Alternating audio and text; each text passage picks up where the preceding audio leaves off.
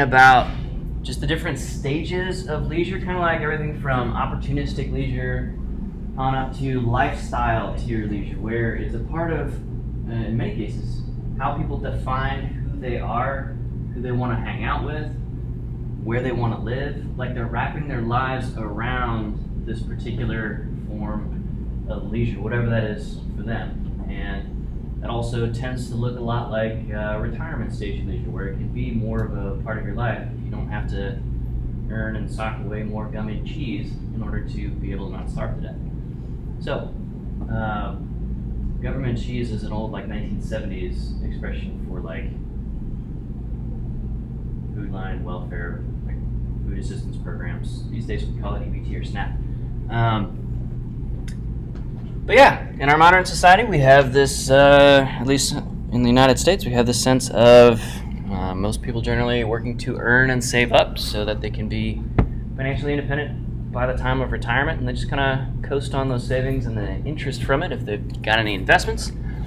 And that means a lifetime of work and a little bit of time when you're old and tired and sick to do a whole bunch of leisure. Hey, what a great life. But these days, of course, we were talking about how with opportunistic leisure, things are a lot more blended than they used to be. People just kind of catch fun things here, there, and everywhere, even on the toilet with your smartphone. So, end of that part, and move on forward. So, pull out a sheet of paper, and across all kinds of leisure, not just forest and outdoor recreation, which is going to be our big target for today's big drill down, just list out your first three ideas. Your first three guesses are probably the most right. So don't second guess yourself. Just jot down your top three personal strongest preferences for leisure. Could be indoor, could be outdoor. Could be opportunistic, could be lifestyle.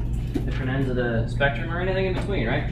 So we talked about opportunistic, daily, up to a couple of hours a day, weekly or weekend scale leisure up to a couple of days out of the week, and then sort of the week-long annual trip, maybe 2 weeks long annual trip, and then the lifestyle or retirement scale leisure ultimately, just to kind of refresh your memory on that. So write down the first three strongest preferences that you personally have, whatever they are. Could be crocheting, could be sleeping, could be vaping, could be climbing, could be anything, right? Whatever your jam is. And then for each of those three, just on the same line for that phrase, just write which kind of stage of leisure that falls into. Come on in. And that's our discussion assignment for today. Example, pull out a sheet of paper. 3 top preferences for leisure activities. We've done an activity a little bit like this, but now we're just sort of mapping those onto which stage of leisure each one of those belongs to. Okay? So it's not a quiz. There's no wrong answers here. And the funny thing here is, or it's not particularly funny, but I'm a nerd, so it's funny to me. One of the funny things about this assignment is that 2 of us might have the same answer in terms of the form of leisure that's one of your top 3. But we might file it differently in terms of, yeah, I do this on kind of a, maybe an hour or 2 a week if I can kind of thing. And somebody else says for the exact same activity, this is my life. This is lifestyle tier leisure for me. This is S rank for me. This is Blue Eyes White Dragon tier for me.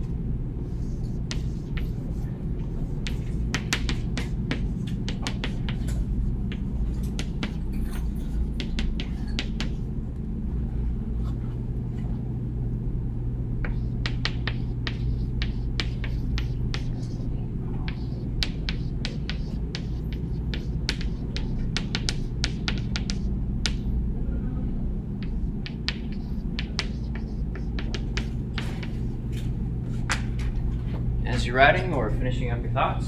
For me, those three things are backpacking, like long distance backpacking. I told you guys before, I hiked the Appalachian Trail after graduating college. Yesterday at lunch, one of the other professors asked me, so would you ever do that again or hike a different long distance trail? And I said, absolutely I would, if I had robotic knees. My second is coding and quantitative linguistics and game design. And I put opportunistic for that one because that's something I'll do just here and there when I have a couple of minutes, an hour, something like that. So that's weird. Usually stuff like writing video game software is more of a career or lifestyle thing. I used to moonlight in grad school writing video games or coding them. And my third one is hanging out with my wife, which is definitely a lifestyle tier thing for me personally because my wife is pretty fantastic. She's amazing. I mean, she's super cute, 10 times smarter than I am. She has 2 doctorate degrees. Yeah, she's that smart. And this morning, right now, she's cutting the testicles off our dog. She's a veterinarian and is neutering him today. So, thoughts and prayers. Pour one out for my dog. So those are my answers. And they're probably pretty different than yours. And that's fine, right? None of this matters. There's no sort of comparison or ranking between people in any of this stuff. And yet sometimes within a particular activity or the subculture attached to that activity, we do tend to rank ourselves among our peers or our perceived peers or our aspirational peers. So for people who are really into timber sports, it's maybe not just a fun weekend where we sweep. It's like thinking about it like a general thinks about strategy. All right, we were amazing on the land navigation and the species ID, but the Jack and Jill bucksaw, we need to shore that up because we have some threats coming up from, Mizzou or something like that. Okay? That, when you see comparisons across different people for something that's completely arbitrary, right? Like, there's no ranking me against other people who write video games recreationally. It's just something somebody likes to do or doesn't like to do, whatever, it doesn't matter. Nobody cares. But for some people, they attach the fact that they care about it. And they think other people care about it. And so we get things like sports out of this. This is where sports come from. So, anybody? Any volunteers? Just out of curiosity, what are your top 3 activities? And this is a question we've answered before in class, or one similar to it. Yeah? I work with hunting. Hunting. I work that as a lifestyle. I do that as much as I can. Amen. And then in video games, that's opportunistic. Okay. And then in hanging out with friends, lifestyle, because I live with them, so we're on all the time. Okay, cool. So when you picture video games, is that opportunistic on your phone, or is it like in front of a console, or you got a gaming rig, or what? Console. Console, all right. Right on. Those make sense. Anybody else?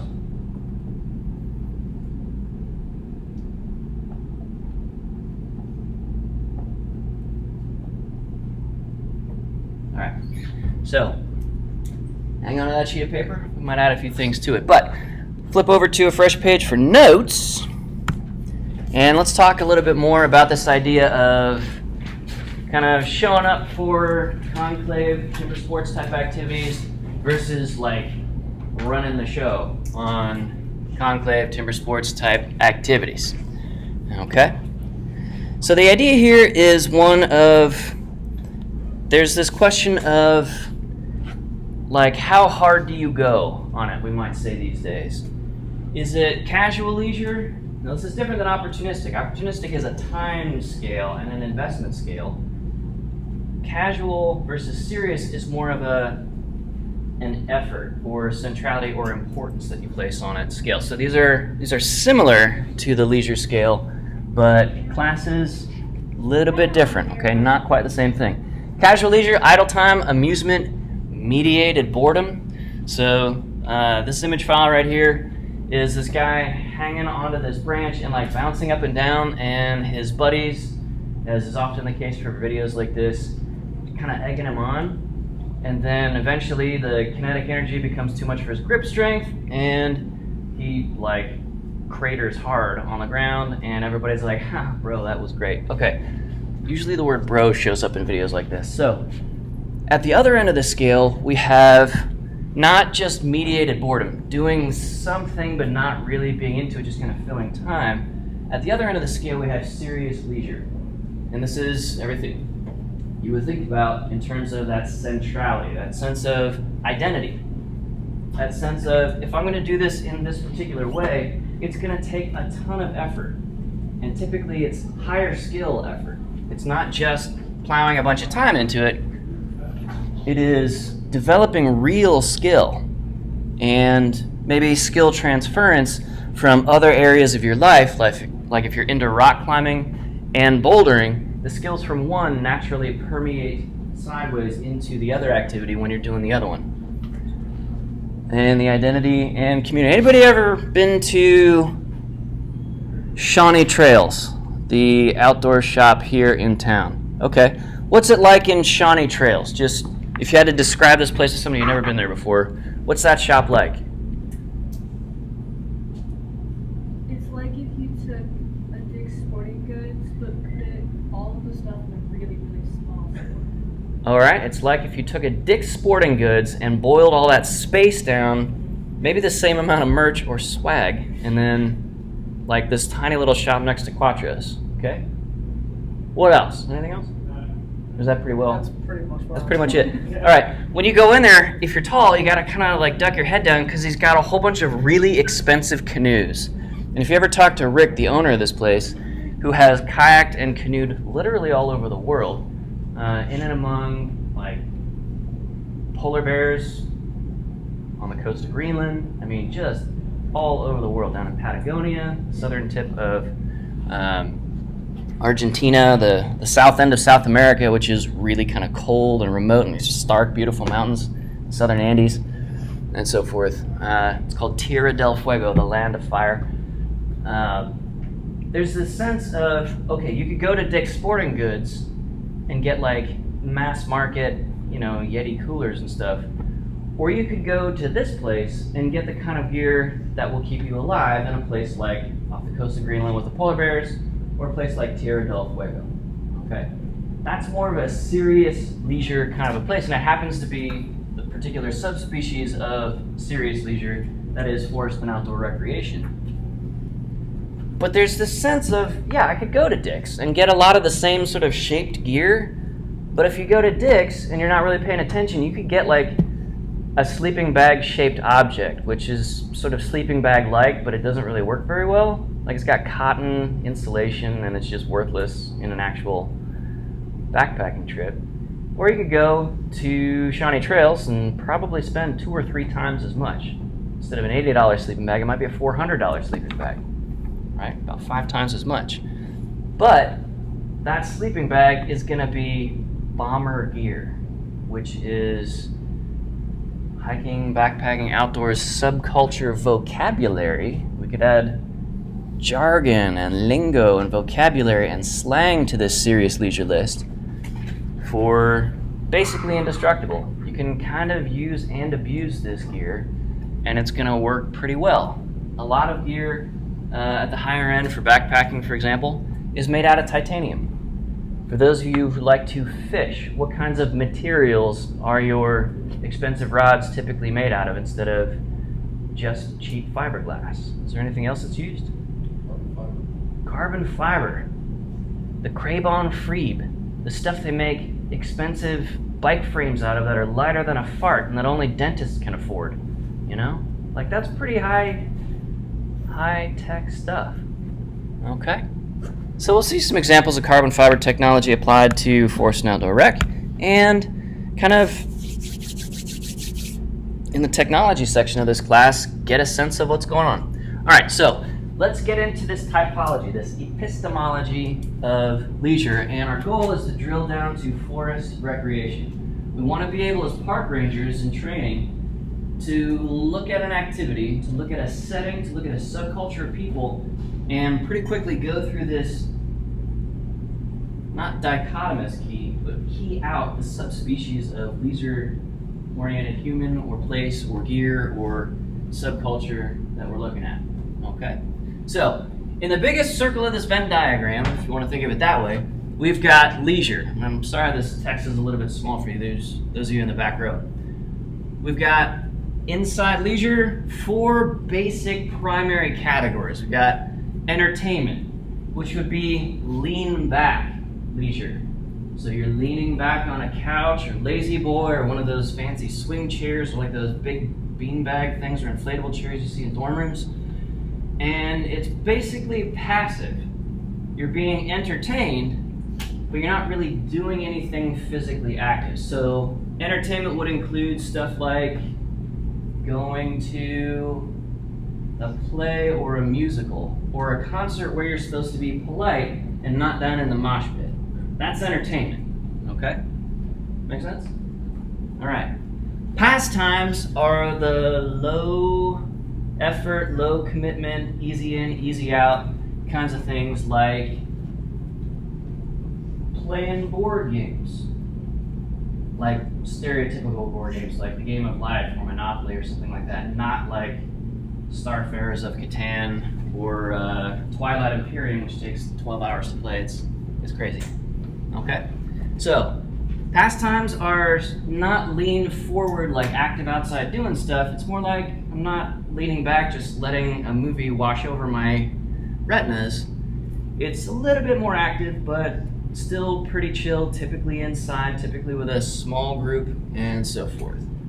Hanging out with friends at one of the like at farmhouse or something like that. You might be doing something that's pastime, playing bags or cornhole, something like that. Make sense? All right. That's not forced and outdoor recreation. So as a park ranger, if we're talking about those kinds of things, we don't really have to worry about managing those kinds of things. Folks are typically not doing entertainment or pastime or sport type stuff, our next category, in national parks, for example. And if they are, here's the thing. There are better, more sustainable places and settings for those things elsewhere. So when we spot that kind of stuff as a park ranger, you know, okay, this is better channeled somewhere else. We've got sport facilities that are durable enough to handle the kinds of games and the kind of trampling pressure that a lot of games create, football, soccer, stuff like that. That maybe our national park meadows or glens or grassy open fields that are browse for reindeer or elk or bison, what have you. Maybe those meadows can't handle football games, and so when we see that stuff, we can rule it out and say, you know what, this is completely valid as an activity. There's nothing wrong with football, obviously, but sport's not really the right fit for this ecosystem, so let's move it elsewhere, okay?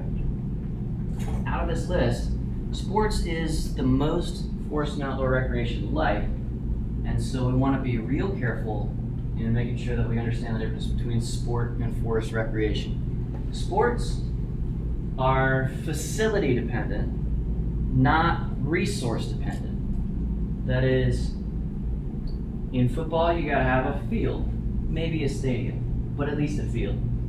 In soccer, in tennis, in basketball, we have a field or a court. And those are standardized dimensions with standardized surfaces so that the games are fair across different teams, different locations, and so on and so forth. As much as we can, right? So, you know, there's always this thing about, well, if you hit a baseball in Denver, it's gonna go farther and people are gonna get more home runs at that stadium because the air is thinner, and that's true. But largely speaking, when you're looking at a baseball field, you know it's a baseball field, right? It's basically standard dimensions and so forth, okay? So, the difference between sports and recreation, they're both typically outdoors, or they can be. Some are indoors like basketball. Sport and recreation doesn't have rules and regulations and referees and points scoring in a formal sense like sports do. So, does anybody have on your list, just show of hands, anything that is either sport or recreation on your leisure list here? Top three. Okay, right on. The difference between sport and recreation is that recreation is self-structured. Sport is externally structured by those rules, by the existence of leagues and referees and so forth and so on. So we get a particular subculture with sports, like in Letterkenny, where we are chirping the ref for bad calls. Okay? Recreation, on the other hand, is self-directed. It's self-determined, self-structured. So in hiking the Appalachian Trail, which is one form of recreation, we have people who are hiking it for an afternoon. That's like 99% of people on the AT, a day hike. Then we've got a much, much smaller group of folks who are doing like a weekend or week-long hike on the AT. Section hikers, we would call those. And then we've got a way, way, way, way smaller 1/10 of 1% of all of the people who use the Appalachian Trail in a given year are through hiking the trail. And even with that, they have the self-structured choice of, am I going to hike it in sections and different pieces based on where the weather's nice so I can keep moving faster? Am I going to go yo-yo the hike, start from one end, then start from the other end, because weather works out a little bit more safety oriented if you do that? Or am I going to through hike this thing south to north, like most people do, about 90%? Or am I going to through hike it north to south and start like post-holing in Maine snow at the beginning of the season and work my way south from there? So, it's a question of self-determination. This feels like a very American distinction. Like, all countries, all cultures have sports. But here in America, we have a much heavier emphasis than most other countries do on recreation, in particular outdoor recreation, partially because we're a big country with lots of amazing resources that a lot of other countries don't have, a lot more variety in our resources or range. But this is part of our culture as well. So in our history section, we'll talk more about how forest and outdoor recreation became not a uniquely American thing, but a distinctively American thing. All right, so within recreation, after we're able to sort out everything like sports, we've got indoor versus outdoor recreation, pretty straightforward. Indoor rec might be something like a fun ping pong game if you're not playing competitively, something like that. Outdoor recreation, we are doing our own thing. All right, within outdoor recreation, we have marine. My mom is down in Florida right now. She's retired. She is on a dolphin watching boat trip. Not really a cruise, just like a one-day trip, kind of a tour sort of a thing. That's marine recreation. And in her case, that is marine tourism. Marine recreation would be more like, I've got my sea kayak with the skeg down and I am paddling among the orca myself. Okay, so tourism versus recreation, we'll make that distinction next. Alpine recreation is associated with high angle slopes and high elevations, right? Montane ecosystems or mountains. And then forest recreation is kind of everything below the high elevation stuff. So it's on land, and it might be, for our purposes in this class, might be on shore, might be on water, mostly fresh water in our case. Okay. I said on, Thursday of last week that the Army Corps of Engineers, as a military organization, manages more miles of recreation shoreline on created lakes and impoundments, ponds, stuff like that, behind dams, than there are natural miles of shoreline on the continental United States. We have thousands of miles of natural shoreline for the continental United States. So, when I say forest recreation, I'm really talking about all of these, but because we're a forestry program, we're going to try and keep it all recognizable and mostly focus on the forest rec opportunities. We have to keep in mind marine, shore, freshwater, on-water recreation as well, because we can't separate those things. Like Jenny Lake at Grand Teton National Park is a beautiful, beautiful place. And it's pretty awesome for hiking around along the shoreline. A lot of people do that. It's pretty awesome for getting out on it in some kind of a watercraft. And it's pretty amazing looking down on it and just appreciating like the aesthetic, the vibe, the mood, the life way of Jenny Lake from above if you're up, hiking up in the mountains or even climbing up there. So Within forest recreation, we have wildland recreation. This is a much more specific subspecies that is different enough from marine, alpine, just open air recreation, forest rec, that we have like an entire separate class for it at the senior level, wilderness management. So later on we'll talk about what makes a wildland a wilderness and specifically designated as such and managed very differently. So keep that in mind. All right, any questions on this typology of leisure? Zane? So does marine recreation count like salt water, like ocean? Yes, all right, so let's define the term marine. That's a great question. Marine is different than freshwater, salt water. So the salt component of the marine in marine recreation is what used to be minerals in the Appalachian Mountains and stuff like that. It's all the water-soluble parts of minerals that have been washed out over the last however many billions of years. The Appalachians are, I think, about 2 billion years old. And what's left as beaches that doesn't make it all the way out into the ocean, that's the quartz or the volcanic pumice type fraction or the obsidian fraction of basically insoluble, indissolvable minerals out of the bedrock that get washed as far as the flowing water can move it, and then wave action starts piling it back up on the shore. Okay, cool. So that's a good question. Marine versus freshwater is salty versus fresh, which of course leads to brackish water, which is partially salty.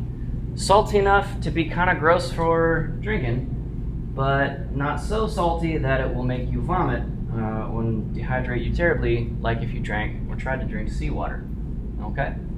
Brackish ecosystems tend to be in very specific short sections at the mouth of a river, in the tidal wash zone, where ocean water is getting pushed in by the tide, and then fresh water is pushing that salt water back out, and you get the mixing effect. That is brackish water. We have very specific forest ecosystems that tend to be highly biologically productive as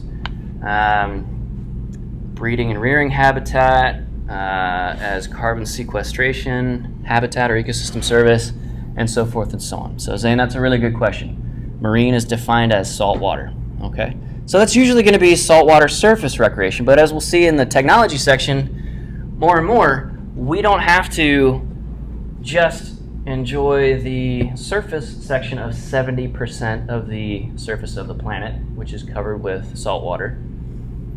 More and more we have the bathymetry and the technology to go down and explore down below. You guys may be familiar with the billionaire and his son and 2 other people who were killed in a recent diving mishap at the site of anybody know what shipwreck it was? The Titanic, right? Maybe we should learn from the original fail and not, do a bunch of stuff around icebergs. Anyway, all right. So, this is important. This is a very big set of organizing concepts. We're going to use this to sort out a bunch of stuff from, day 8, whatever we're at now, and kind of through the rest of our college careers here if you're doing forest and outdoor rec management track. Okay? So, this is a big one. Any questions about this one? Any other questions? Zane? So, I hate to keep prying into this, but what about recreation on the Great Salt Lake in Utah? Would that be marine recreation just because it's a saltwater body of water? It would be, because... Really? Even Yeah. though it's inland? Yeah, and it's not just the salt. These days, there's quite a bit of toxin deposition in the Great Salt Lake, and as the Great Salt Lake is drying up, really drying up, getting sucked dry by the presence of Salt Lake City and so forth, it's becoming dangerous for wildlife, with some surface runoff and particulate deposition of some pretty nasty anthropogenic or human-originated chemicals. So yeah, we can have inland marine recreation, and it doesn't really, for our purposes, look a lot different than freshwater recreation, the inland marine stuff, because we're not contending with stuff like ocean currents and hurricanes that are, sweeping up the coast and stuff like this. We're in the middle of hurricane season right now, and so forth. So we tend to behaviorally work with inland marine rec opportunities like they are freshwater, but the biology and the limnology, or the study of lakes and ponds, is a little bit different in that case. Yeah. Other questions? These are great. All right, moving on. So we have this kind of historic view of leisure, and more specifically recreation. We've been talking about the origination of the Latin phrase for leisure. Now we're drilling down into recreation. All right? And the Romans, based on the Greek philosophy that these days we'd say they appropriated it, had a very utilitarian sense of recreation, if I can get my pronunciation right. That is to create anew, or to create again, or to go back and create once more. Recreare. That's pretty different than our sense of how we use the word recreational now, like recreational drugs, or as the medical world will call them, drugs of abuse, and so forth. Okay? So there's this sense of we're going to work, we're going to watch most of, or a majority of our children die before age 5. We're going to march off to war each spring against the other city-states or against the state enemies of the Roman Empire each spring, or sort of later into the summer before the winter gets too bad and we got to make our military encampment and just sort of overwinter. And so we do things like recreation to kind of pull back from those and resharpen ourselves up to replug into those things, to have the physical fitness, for example, to plow our fields using actual horse or oxen power. Okay? Stuff like that. We are freed up to do this as Roman landowners, as citizens, because it's built on the efforts of a lot of enslaved people. So, this is a pretty different sense of recreation now. I don't think about like oppressing or harnessing anyone else's labor for me to go recreating by walking around in the woods around Carbondale here these days. So, terms change. But this is still an important or powerful sense of why do we do this stuff? Why do we have park rangers providing safe and sustainable and high-quality recreation opportunities for people? This is part of the justification of the reasoning. Okay? Flipping forward 2,000 years, or at least 1,600 years, from the end of the functional Roman Empire to these days, we have much more of a sense based on science, or different sciences, of what recreation, including other kinds of recreation beyond forest and alpine and marine recreation, what these things do for us.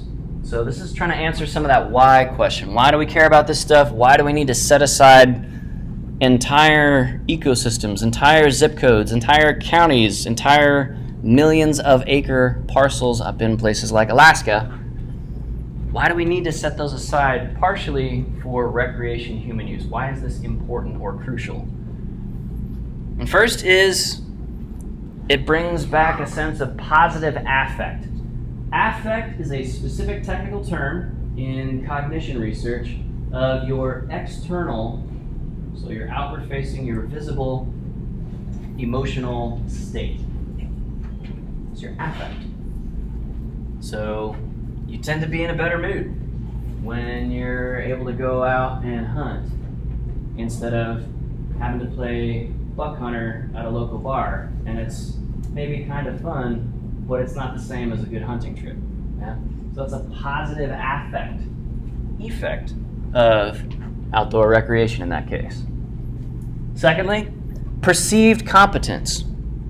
Maybe your first hunting trip is an absolute unmitigated dumpster fire of a disaster. Like, the first time I went duck hunting, I wanted to zero out the range to get a sense of the sighting on the shotgun that I was being lent. And I accidentally shot one of our decoys. Not my best day. And we laughed it off and we kept on going, and luckily, sometimes we can learn from our mistakes. Learn from our fails, we might say today. So you get a little bit better with each shot. You get to know the equipment, and you get to know the sense of ballistics. How hot is this load that I'm sending through this barrel downrange? That is, am I using what size shells with how much powder behind the shot, or the pellets in those shotgun shells? So we have competence, the ability to actually accomplish in a safe and effective way. And specifically, we also have within that umbrella term of competence, perceived competence. It's not that I can do this, it's that I believe I can and I see that I can based on my recent previous experiences, okay? So, you do the activity, you get some experience. You compete in timber sports, and then the next time you compete, you're a little bit more skilled because of that experience.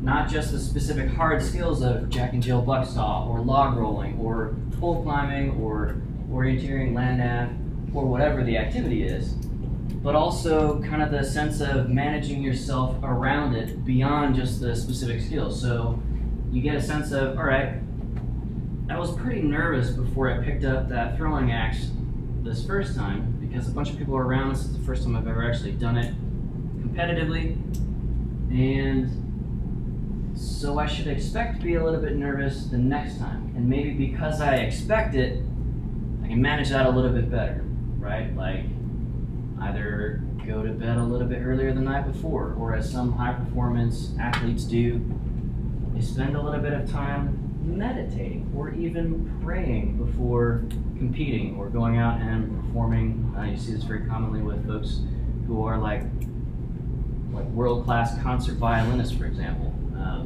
The guy who played the violin or viola or whatever it was in the old movie Schindler's List, which is a pretty heavy movie about like Nazi atrocities in an actual concentration camp. There's a guy named Itzhak Perlman, and the guy prays for up to 3 or 4 hours before each concert because the practicing is already done, the skill acquisition is already done. He knows that for him to deliver a peak performance with that stringed instrument, whichever it is, he needs to center himself and manage the stress, manage the nerves of getting out in front of thousands of people and performing live with no do-overs. Okay? So, the activity, in Mr. Perlman's case, concert violinist. In our case, might be going on a hunting trip or throwing axes at conclave, something like that. The activity and experience gained are a feedback loop, and we call it a positive reinforcement loop, a self-reinforcing cycle. A positive feedback loop is the vocab term there. Okay? So, you do the thing, it doesn't go well. Do it again, it goes a little better.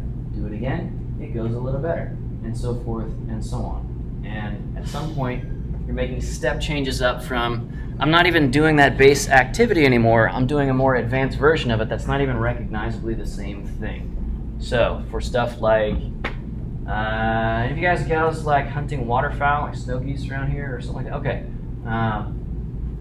Shooting clays. Not the same thing, but really kind of similar, and there's some positive feedback there. Like if you spend a bunch of time training to shoot clays, you're probably not going to start at rank loser beginner when you go on your first snow geese trip, something like that. Now there's some other parts involved, but at least that part of the skill is at least partially developed. Okay, so positive feedback loop between activity and experience. So you get perceived competence that is instrumental, the objectively doing the thing better, throwing the throwing axe or hatchet a little bit more accurately over time. And then comparative, that is in a competitive format, or at least a social format, you see your skill level changing relative to maybe pulling out ahead of some of your classmates or teammates or competitors on the other side of the axe throwing lane. That is comparative perceived competence, right? So the instrumental is fundamentally I know how to do the thing a little bit better today than I did yesterday for practice. And the comparative perceived competence is, all right, I'm decently good at this. Like I kind of carried my team on this particular event for timber sports, something like that. And that comparison also holds true favorably for the recreationist versus the entire rest of the world, right? So maybe for those of you who are taking watersheds this semester and, you know, walking through some intense tests, it's like, okay, I might bomb this test, but at least I know how to find mushrooms in the forest that won't kill me. I can find the delicious ones and I know how to cook up morels, a little bit of butter. That's like eating steak, okay? So, comparative is within the activity, within the subculture of other people doing it with you. And it's also you versus the world. So, for example, one comparative perceived competence that I sort of bring along is, in my personal experience, is on a research trip up to Alaska, we were charged by a grizzly bear. Like an honest-to-God grizzly bear in Alaska. And it was every bit as pants-poopingly terrifying as you could imagine. But we didn't lose our minds. I was not alone, thank God I wouldn't be here if it was. We did some things that are the right thing to do, and we made it through that encounter without harm to us, and very importantly, without harm to that sow grizzly bear. So the competence, the transference, the comparative perceived competence specifically out of that experience, after I changed my pants, was if I have a bad day teaching or doing research or out on a field trip with you guys and gals, usually it's not a bad day, but let's say it was, like it's just raining cats and dogs. Like we're going on a field trip to Ozark Scenic Riverways in my senior level class in a couple of weeks. And it's going to be a great canoe trip, right? We're going to be paddling for a couple of days. We're going to see and learn a bunch of stuff over in southern Missouri. It's going to be an amazing trip. And it might just rain the whole way through, which kind of sucks because that water's pretty cold and it's pretty fast flowing. And when you add a bunch of rain to a fast flowing cold water riverine system, the canoeing can get more technically challenging and less safe. And at the same time, my worst day on the water in a canoe, or my worst day with hanging out with you guys and gals, like I show up and I just should have called off and just stayed in bed that day or something. No matter how bad those days are, it's not as bad as getting charged by a grizzly, right? So part of my perceived comparative confidence is, okay, you know, maybe I pissed off a student somehow. It's something I say. I don't usually do that, but let's say I did. I just made some offhand joke that just really doesn't land or something.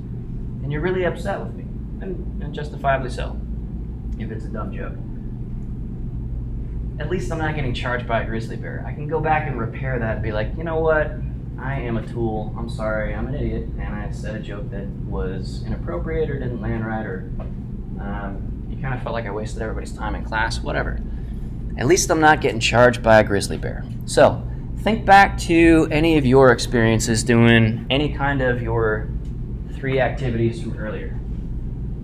Down below where you wrote those 3 activities and which stage of leisure they map onto, is there any previous experience you have in any one of those 3, just one experience, where you turn to that as a perceived comparative competence,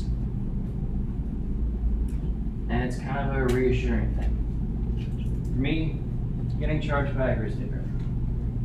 For me, encountering people with guns while backpacking. We're not friendly.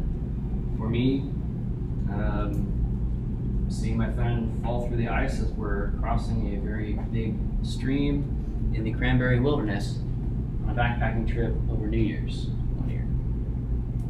Make it through, and you think, gosh, this bad day that I'm having right now, at least it's not as bad as that.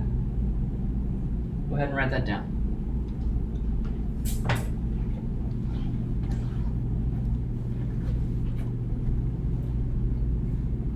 If you honestly can't think of anything where it's an experience out of one of your top 3 outdoor recreation kinds of things, you can look elsewhere for it. Like, I had this really awful teacher in high school who just gave horrible tests. Just like tests on stuff that weren't showing up in the book, or she wasn't talking about in class or whatever. Just these tests were a nightmare, just no fun. And everybody was on the struggle bus the whole way through that class that year. But we made it through, right? So if you can make it through that, you can probably make it through even those college classes, right? So go ahead and take time to record one thing that you see as transferable forward as a negative experience or a developmental experience. It doesn't have to be negative and scary like encountering a grizzly bear. That helps you understand your perceived, self-perceived competence relative to the people around you. They might be smart. They might be better looking. They might be funnier at parties. But you got this, whatever this is.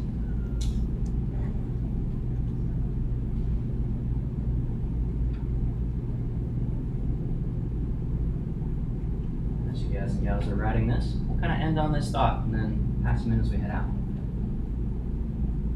This is one of the core values of forest and outdoor recreation. We are not just managing trees, managing the ecosystems that the trees are members of, managing the people as they walk among the trees and the ecosystems. We are cultivating people. You think of this as quality deer management, but for humans. Enhancing the quality of this population through forest and outdoor recreation. Okay?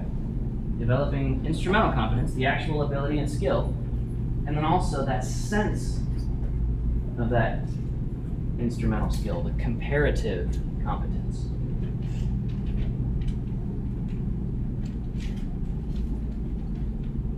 All right, so 1 to 2 sentences on that. Pass it in when you're done. Make sure your name's on it, so you get credit. And we'll see you on Thursday.